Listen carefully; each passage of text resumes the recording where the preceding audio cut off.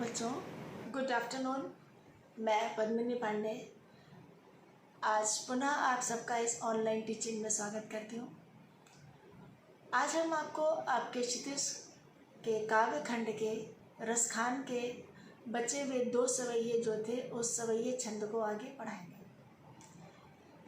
पहले हमने आप लोगों को रसखान के विषय में बताया। रसखान श्री कृष्ण और ब्रजभूमि के अनंत प्रेमी, अनन्य प्रेमी, इस कारण से वो ब्रज में बसने को महत्व देते हैं, बसना चाहते हैं।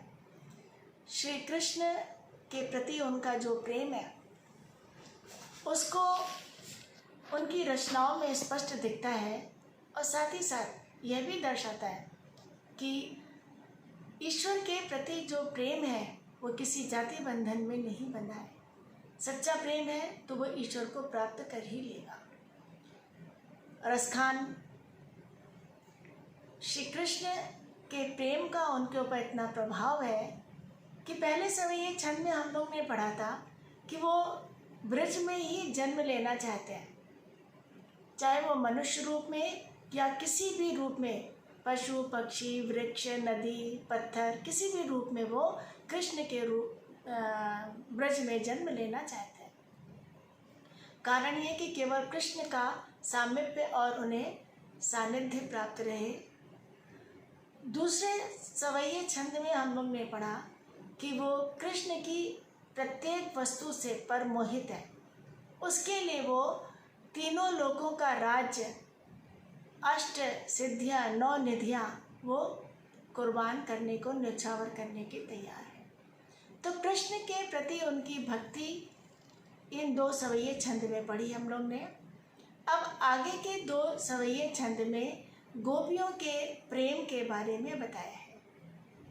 तीसरे सवैये छंद में जो अभी हम पढ़ेंगे उसमें उन्होंने गोपियाँ, कृष्ण की जो सबसे प्रिय वस्तु है वह है वंशी, उससे कितना ईर्षा सौतिया ढा, उसके लिए वो उसके बारे में बताया है कि वो कृष्ण से तो प्रेम करती हैं पर वंशी से नहीं। फिर चौथे सवैये छंद में कृष्ण के वो प्रेम का प्रभाव भी है और कृष्ण से वो मिलना भी चाहती हैं, लेकिन वो क्या है कि वो कहती हैं कि कृष्ण चाहे हमें कितना भी, कैसे भी मुझे हमें पुकारें, उनकी मुरली की धुन और उनकी मुस्कान, ये दोनों चीज़ें जो है वह उसका प्रभाव भी है और गोपियों की विवशता भी है। इसके विषय में बताते हैं। तो आइए अब हम लोग आगे पढ़ते हैं।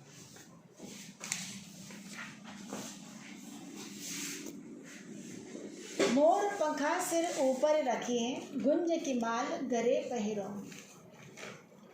ओढ़ी पीताम्बर ले लकुटी बन, गोधन ग्वारिन संग फिरो।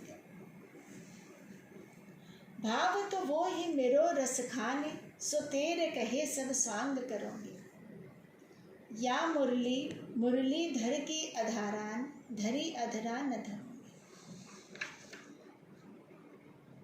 गोपियों का वंशी के प्रति जो ईर्ष्या प्रकट हुई है इस छंद में, तो एक गोपी दूसरी गोपी से कहती है कि कृष्ण को पाने के लिए उन्हीं की तरह सारी वेशभूषा हम धारण कर लेंगे।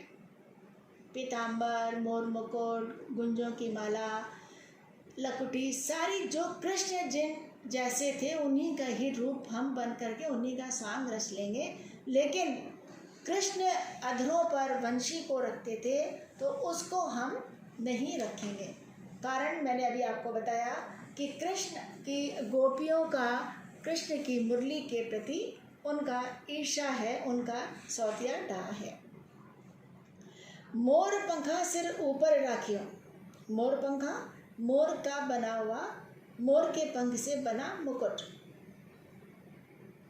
गुंज, गुंज है गुंगची, जो गुंगची होता है जो एक पौधे पर उगने वाला विशेष प्रकार का एक दाना होता है, उस दानों की माला बनती है, उसे गुंजों की माला कहते हैं।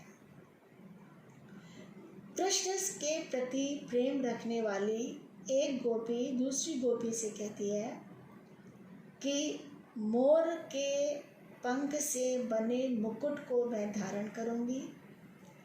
यानी कृष्ण जिस प्रकार से अपने सिर पर मोर के पंख के बना मुकुट धारण करते थे, गले में गुंजों की बनी हुई माला पहनते थे, वो भी मैं धारण करूंगी। ओढ़ी पीताम्बर पीले रंग का वस्त्र धारण करूंगी। लय लकुटी और लाठी लेकर वन गोधन ग्वारिन संग फिरूंगी। गोधन गाय, ग्वारिन ग्वाल बाल। कहती वो लकड़ी लेकर के वनों में गायों के साथ ग्वालों के साथ मैं घूमूंगी। यानी सारे कार्य श्री कृष्ण करते हैं कि मोर का पंख लगाना, गुंजों की माला पहनना, पीताम्बर ओढ़ना, लकुटी लेकर के गालों के साथ गायों को चराने के लिए वन में जाना, ये सारे काम मैं करूँगी। भाव तो वो ही मेरो रस खान, रस खान, रस की खान श्री कृष्ण। भाव तो मतलब अच्छा लगता है। कहती है वो गोपी कि वो रस का स्वरूप, वह रसमय कृष्ण मेरे मन को बहुत अच्छा लगता है। सो तेरे कहे सब स्वांग रख करूँगी।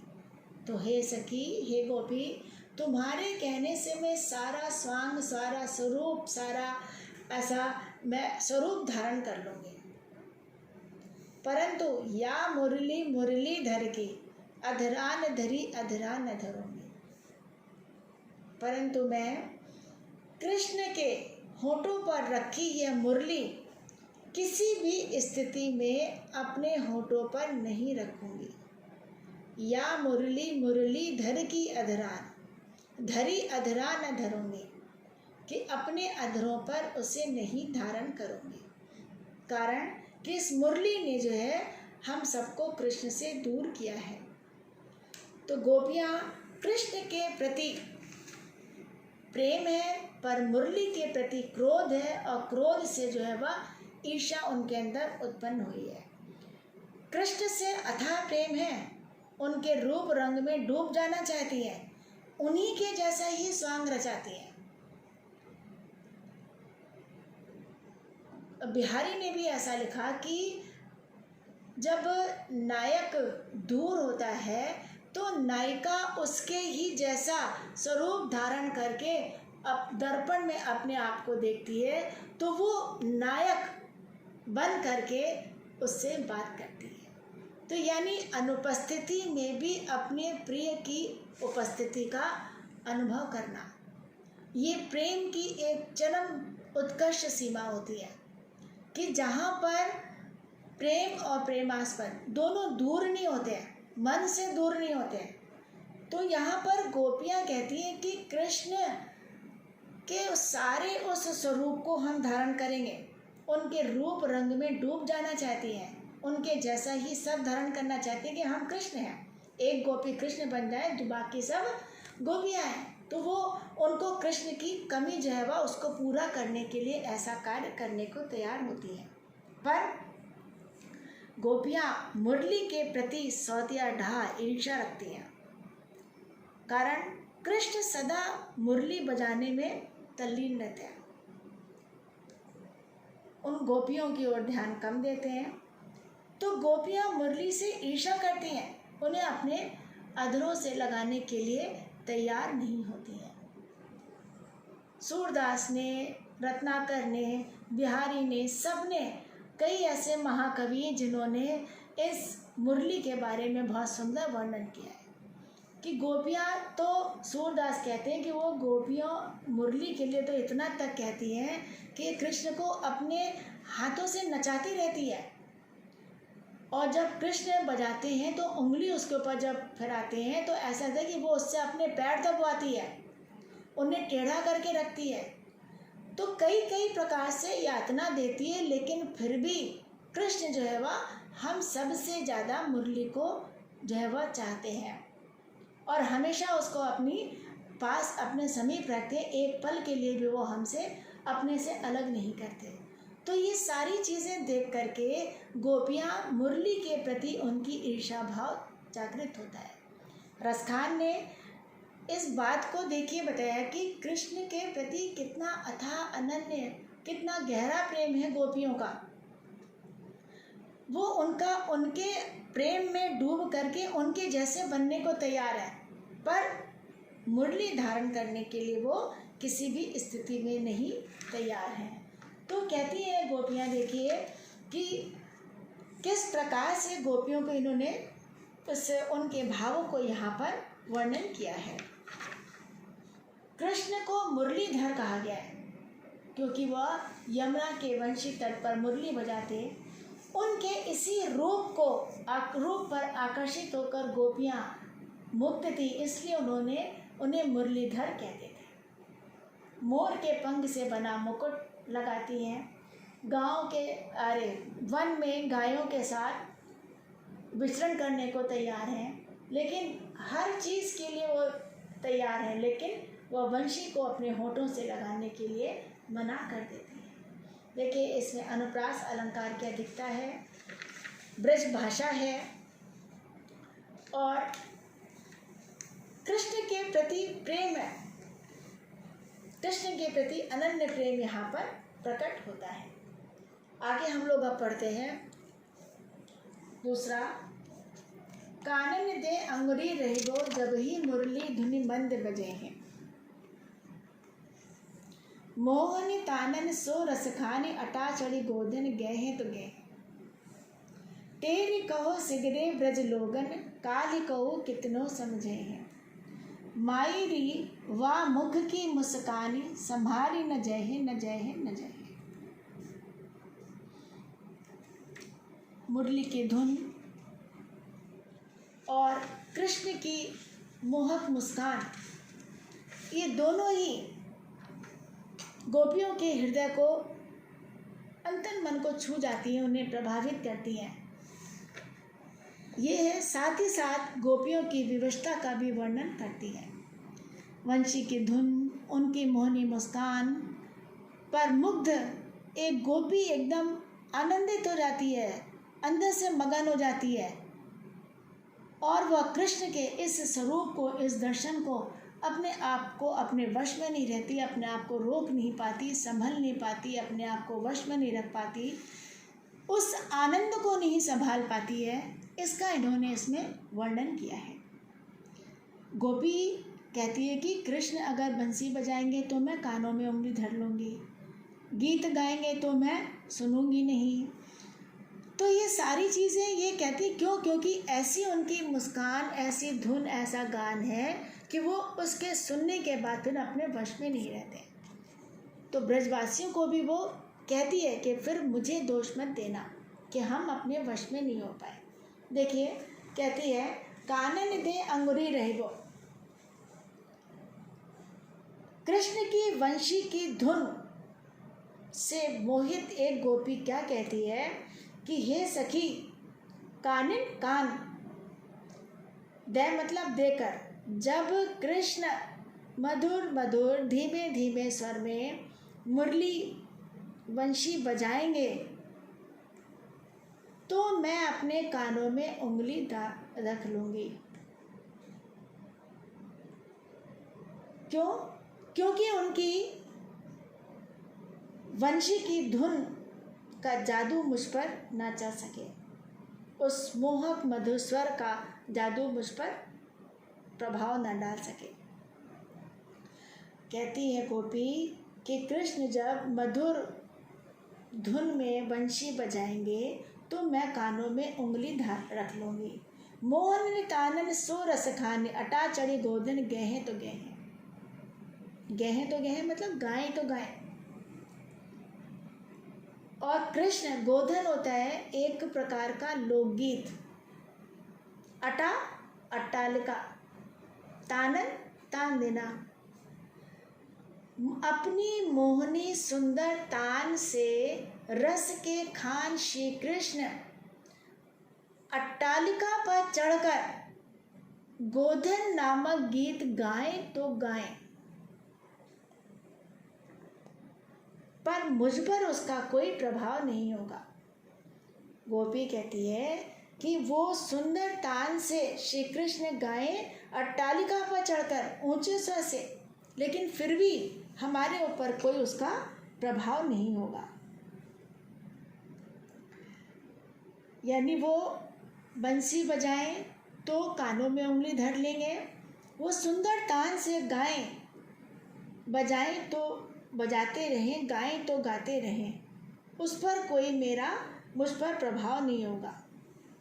पर टेरी कहो सिगरे ब्रज लोगन, टेरी मतलब पुकार करके वो ब्रजवासियों को संबोधित करती हुई कहती है कि मैं आपको बता रही हूँ ब्रज के लोगों को, काल कहो कितने समझे हैं, कि कल कितना भी कल आप लोग मुझे समझाएं, पर अगर मैंने ये सुन लिया उनकी वंशी की धुन और उनकी सुंदर तान, वो गोधन नामक लोकगीत, तो मैं सुन करके अपने वश में नहीं रह पाऊंगी, फिर मेरी मस्ती में कोई कमी नहीं होगी।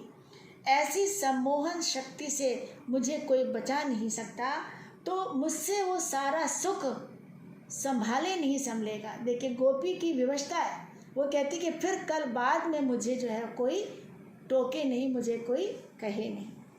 टेरी कहो सिगरे ब्रज लोगन, काल कहो कितने समझे, कि कल मुझे कोई कितना भी समझाए, मायरी कि हे माँ वाह मुख की मुस्कानी, उस सुंदर मुख की मुस्कान संभारी न जहे न जहे। फिर उनकी जो सम्मोहक सुंदर मोहित मुस्कान है, उसमें एक सम्मोहन है, उस सम्मोहन उसका जो जादू है, उस जादू से फिर बचा नहीं जा सकता। उसका सुख चाह करके भी फिर हम संभाल नहीं पाएंगे। गोपियाँ मुरली की मंद और मनमोहक तान से आकर्षित हैं। सखी गोपी कृष्ण की मधुर मनमोहक मुस्कान का सुख उससे संभाले नहीं संभल रहा है।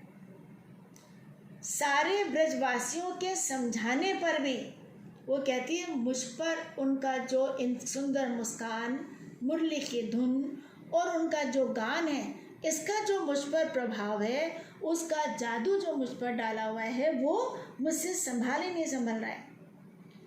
तो जय न जय कि फिर मुझसे संभाले नहीं संभलेगा।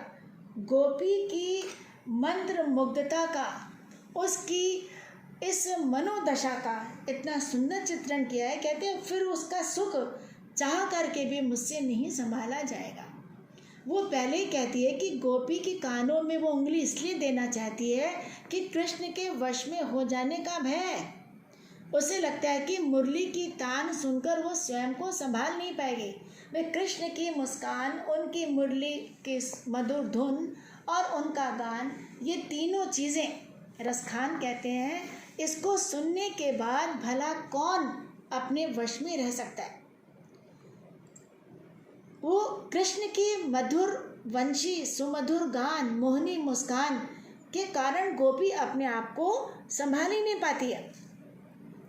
तो गोपी के इस विवशता का, मुरली के धुन, कृष्ण की मुस्कान, सुंदरता का जो उन्होंने सुंदर वर्णन किया है कि एक गोपी जो है उसे अपने आप को जो है वह संभाल नहीं सकती है। तो गोपी इस प्रकार से, गोपी का प्रेम, उसकी विवशता और कृष्ण की उस सुंदर मधुर मुस्कान, उसके जादू का जो उन्होंने इसके विषय में बताया है। तो सखी देखिए अपनी गोपी से अपने ब्रजवासियों को भी कहती है कि कल जो है मुझे इस बात पर कोई दोष नहीं देना। कृष्ण की मधुर वंशी का प्रभाव ऐसा है, ऐसा सम्मोहक है कि पूरे ब्रज प्रदेश में कोई किसी की बात नहीं सुनता। सब जब कृष्ण वंशी बजाते हैं तो सारी चीज़ें एकदम स्थिर हो जाती हैं। सबके ऊपर उस सम्मोहन, उस जादू का प्रभाव पड़ता है।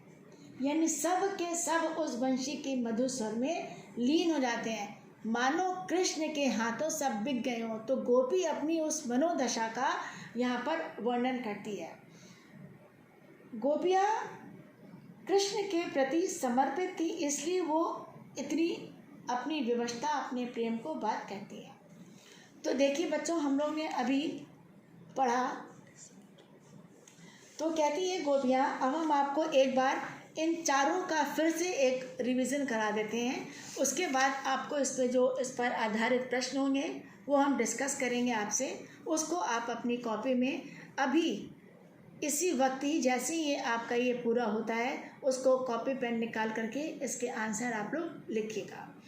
तो पहले हम लोग ने पढ़ा कि देखिए इसमें शुरू में पहला क्या था कि गोपियाँ की रसखान क्या कहते हैं कि हम अगले जन्म में भी ब्रजभूमि में निवास करना चाहते हैं। क्यों? क्योंकि कृष्ण की लीला भूमि से उन्हें गहरा लगाव है। मानुष हो तो वही रसखान, बसो ब्रज गोकुल गाँव के पार। इसलिए वो वहाँ निवास करना चाहते हैं। वो अगले जन्म में ग्वाला बनना चाहते हैं कृष्ण के। क्यों? क्योंकि कृष्ण के बाल सखा के रूप में ब्रजभूमि में निवास करना चाहते हैं। वो गाय भी बनना चाहते हैं क्योंकि वो नंद की गायों के बीच रहना चाहते हैं। गोवर्धन पर्वत बनना चाहते हैं। क्यों? क्योंकि कृष्ण ने अपनी उंगली पर धारण किया था, तो इसलिए वो कृष्ण के संपर्क में आना चाहते हैं। रसखान पक्षी के रूप में यमुना के तट पर कदम्ब के पेड़ों की डाल पर अपना बसेरा करना चाहते हैं। तो इस प्रकार से देखिए, कृष्ण जो है वह रसखान जो है कृष्ण के परम भक्त हैं। वे जीवन भर उनके ध्यान में लीन रहना चाहते हैं, इसलिए वे ब्रजभूमि से गहरा लगाव रखते हैं। वे कामना करते हैं कि अगले जन्म में कृष्ण के संपर्क में रहने वाले प्राणी या पदार्थ बने, यानी जड़ या चेतन कुछ भी बने। कृष्ण की लाठी, कंबल तीनों लोगों पर न्यौछावर कर देते हैं। आगे आप देखिए कि कृष्ण के उन वस्तुओं पर वो तीनों लोगों को न्यौछावर करने के लिए तैयार है। कृष्ण की लाठी, कृष्ण का कंबल, तीनों लोग ब्रज के वन, बाग, सरोवर, करील कुंजों पर अपना सर्वस्व न्यौछावर कर देते हैं। अष्ट सिद्धि नव निधियाँ, ये सारी चीज़ें न्यौछावर करना चाहते हैं। केवल किस लिए? कृष्ण का सानिध्य प्राप्त करने के लिए। वह कहते हैं कि कृष्ण की तरह बनने को भी हम तैयार हैं। गोपियों के रूप के माध्यम से रसखान अपने मन की बात कहते हैं। जैसे गोपी कहती है ना कि कृष्ण के स्वांग को हम रच लें, उसी के स्वरूप बन जाए, तो वो कहते हैं मैं भी कृष्ण का सानिध्य पाने के लिए कृष्ण जैसा अपने आप को रचने के लिए तैयार है। और कृष्ण की मुरली पे पूरी तरह से वह मुग्ध है।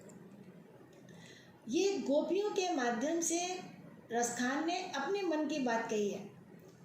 वो कहते हैं कि सच्चे प्रेम में गहरी तल्लीनता होती है। जो सच्चा प्रेमी होता है, ईश्वर का भक्त होता है, वह अपने प्रिय के जीवन में समा जाता है। उसकी हर वस्तु, हर पहनावा, रहन सहन, उसका कार्य, उसकी कला, सारी चीज़ें उसे प्रिय होती हैं। तो वो किसी न किसी बहाने उसके संग, अपने प्रिय का संग बनाए रखना चाहता है और प्रिय का गुलाम बनने को भी तैयार है, अपना सब कुछ त्यागने को तैयार है। तो इसलिए कृष्ण के प्रेम को रसखान ने इस माध्यम से बताया है। हम लोग ने अभी पढ़ा। अब उसके बाद मोर पंखा वाला देखिए कि रसखान कहते हैं कि एक सखी के कहने पर गोपी कृष्ण का पीताम्बर धारण करने को तैयार है। कृष्ण के समान सिर पर मोर मुकुट धारण करने को तैयार है। गले में गुंजों की माला धारण करने को तैयार है। कृष्ण के समान हाथों में लाठी लेकर गायों ग्वालों के साथ वन वन घूमने को भी तैयार है। पर कृष्ण की मुरली से उन्हें ईर्ष्या है, तो कहती है कि मुरली को हम अपने होठों पर नहीं धारण करेंगे। और कृष्ण कारण मैंने आपको बताया कि कृष्ण अत्यंत प्रेम करते थे मुरली से। इन गोपियों की ओर ध्यान नहीं देते, इसलिए उनको गोपियों को मुरली पर गुस्सा आता है। इसलिए वो जो है वह उसको अधरों से नहीं लगाना चाहती है। गोपी देखिए कृष्ण के रूप को धारण क्यों करना चाहती है? क्योंकि वो कृष्ण से अथाह प्रेम करती है, उन्हीं के प्रेम में डूब जाना चाहती है। तो यही चीज़ रसखान कहते हैं कि वो वही स्वांग रचने को तैयार है। अब देखिए, कानन दे अंगुरी रहेगो जब ही मुरली धुन मंद बजाए। मुरली की धुन, कृष्ण की मधुर मुस्कान, ये सारी चीज़ें, ये इसका प्रभाव इतना अचूक प्रभाव है रसखान और गोपियों के जीवन में कि उसका वो अपने वश में नहीं है।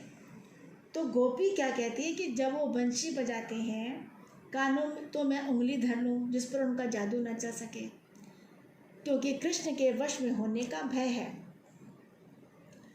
तान सुनाएंगे तो सुन करके स्वयं को संभाल नहीं पाएंगे। फिर वो ब्रजवासियों को क्या कहती है कि ये सारी चीज़ें अगर मेरे जीवन में हो तो सारे के सारे ब्रजवासी भी कृष्ण की मधुर वंशी की का उन पर ऐसा जादू है कि पूरा का पूरा ब्रज, गोपी नहीं, गोपी तो ब्रजवासियों को कहती कि कल को अगर मुझ पर ऐसा प्रभाव हो तो मैं जय है तो जय है, मैं अपने आप को नहीं संभाल पाऊंगी। रसखान कहते हैं पूरे ब्रज पे, ब्रजवासियों पर कृष्ण की इस सम्मोहन, इसका मधुर वंशी का, उनके तान का, उनकी मुस्कान का ऐसा जादू है कि सभी उससे, उस जादू से प्रभावित है। कोई किसी की बात नहीं सुनता, सभी वंशी की मधुर स्वर में लीन है, मानो कृष्ण के हाथों बिक गए हैं। यानी कृष्ण जो है वह उनके आगे सब उनके प्रेम में सरोबार हो गए हैं।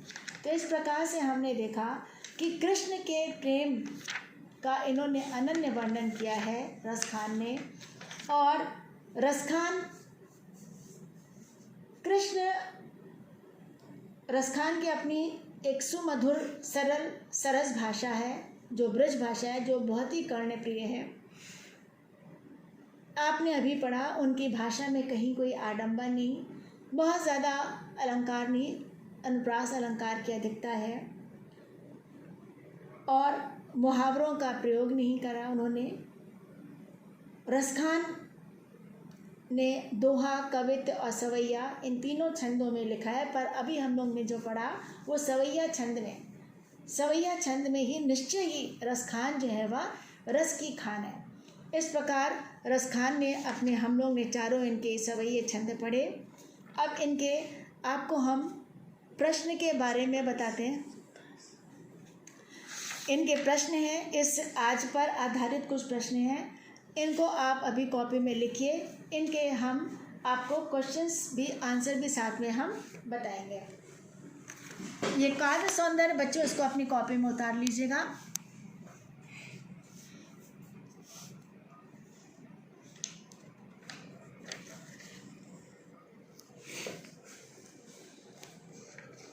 पहला प्रश्न है, गोपी कौन सा रूप धारण करना चाहती है और क्यों?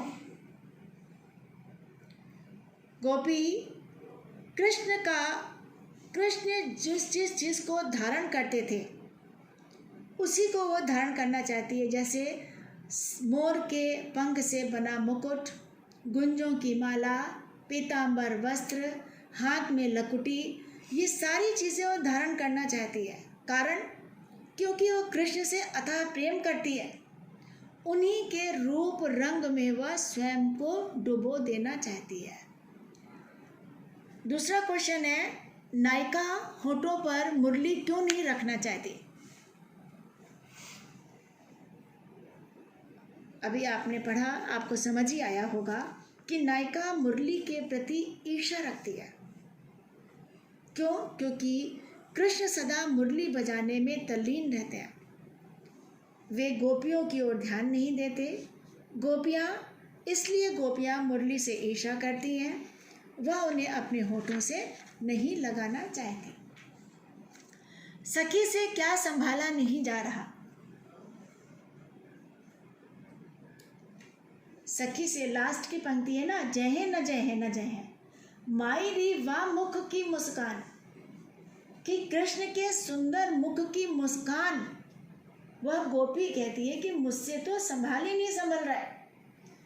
कृष्ण की मुरली की मंद और मनमोहक तान के अलावा कृष्ण की मधुर मनमोहक मुस्कान, उसका सुख जो है वह गोपी कहती है कि मुझसे संभाला नहीं जा रहा। गोपिका मुरली की किस बात से आकर्षित है? किस बात से आकर्षित है? उनकी मुरली की मंद मनमोहक तान से आकर्षित है। वो कहती है कि